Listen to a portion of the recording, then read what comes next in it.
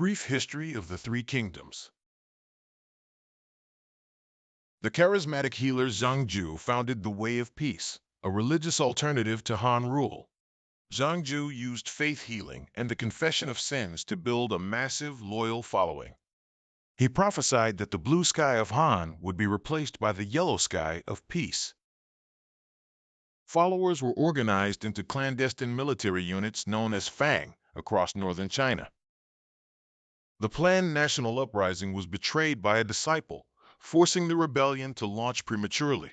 In March 184 CE, the Yellow Turban Rebellion erupted, threatening the very core of the empire.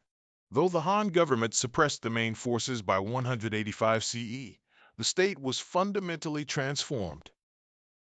To fight the rebels, the court granted local governors the authority to raise their own private armies. After the death of Emperor Ling in 189 CE, He Jin plotted to eliminate the palace eunuchs. He Jin summoned the frontier general Dong Zhuo, but the move quickly turned fatal. A counter-massacre slaughtered 2,000 eunuchs after they assassinated He Jin.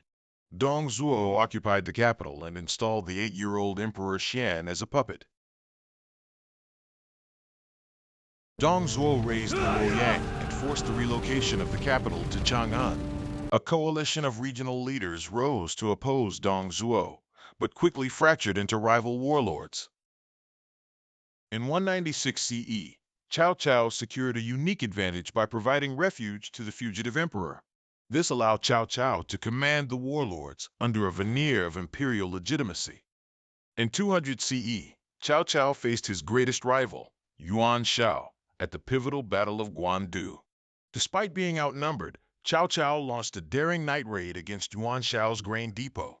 By 207 CE, the victory at Guandu allowed Cao Cao to unify the entire northern heartland. In the southeast, the Sun family established a formidable base protected by the Yangtze River. A kinsman of the imperial house, Liu Bei, positioned himself as the virtuous defender of the Han. Liu Bei was supported by his oath brothers and the brilliant strategist Zhuge Liang. Now Chancellor Cao Cao launched a massive southward expedition in 208 CE to unify China. His first objective was Jing Province, whose naval base was essential for controlling the river. After the surrender of Jing Province, Liu Bei was forced to flee southward under heavy pressure. Faced with a common enemy, Sun Quan and Liu Bei formed a precarious alliance. Cao Cao's northern sailors suffered from endemic disease and were unaccustomed to river warfare. To prevent seasickness, Cao Cao made the tactical error of chaining his ships together. The Southern Alliance waited for the perfect moment to strike at the Chibi, Red Cliffs camp. Under a strong wind, Huang Gai led a fleet of fire ships directly into the Northern Armada. The fire spread rapidly across the chained ships, destroying Cao Cao's massive fleet. The decisive defeat forced Cao Cao to make a disastrous retreat, ending his hopes for swift unification. The battle established the tripartite stalemate that would define the next half-century. Following Cao Cao's death in 220 CE, his son Cao Pi forced the abdication of Emperor Xian. This marked the official end of the Han dynasty and the birth of the state of Cao Wei. In 221 CE, Liu Bei responded by declaring himself the Emperor of Shu Han. In 229 CE, Sun Quan formally declared himself the Emperor of Wu, completing the schism. Cao Cao's Tuntian system settled landless refugees on state land to solve famine. Military colonies made standing armies self-sufficient, reducing the burden of transporting grain. The system created a hereditary caste of state-owned peasants tied to the land. The 9-rank system was introduced to standardize recruitment into the Wei bureaucracy. Powerful clans co-opted the system, prioritizing family pedigree over actual administrative talent. Facing land blocks, the state of Wu pioneered maritime exploration to Southeast Asia. Wu became noted for the production of green-glazed pottery and advanced shipbuilding. Under Zhuge Liang, Shu Han focused on the intensive development of the Sichuan Basin. Zhuge Liang used technological marvels like the repeating crossbow during his expeditions.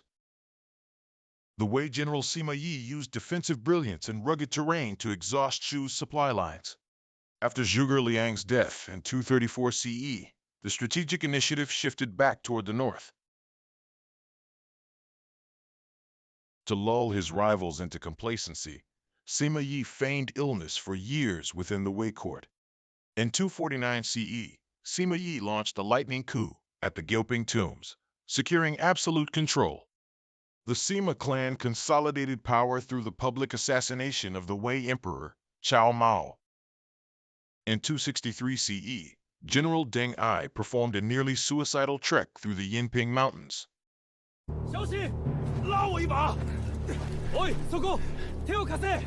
This surprise maneuver forced the surrender of Shu Han, the first of the three kingdoms to fall.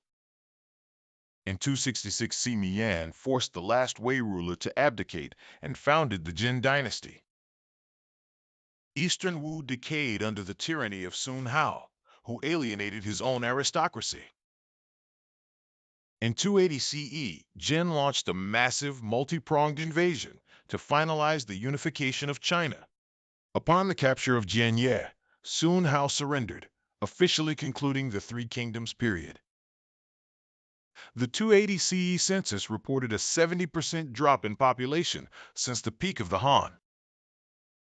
Historian Chen Shou authored the authoritative historical source, balancing the legitimacy of the three states.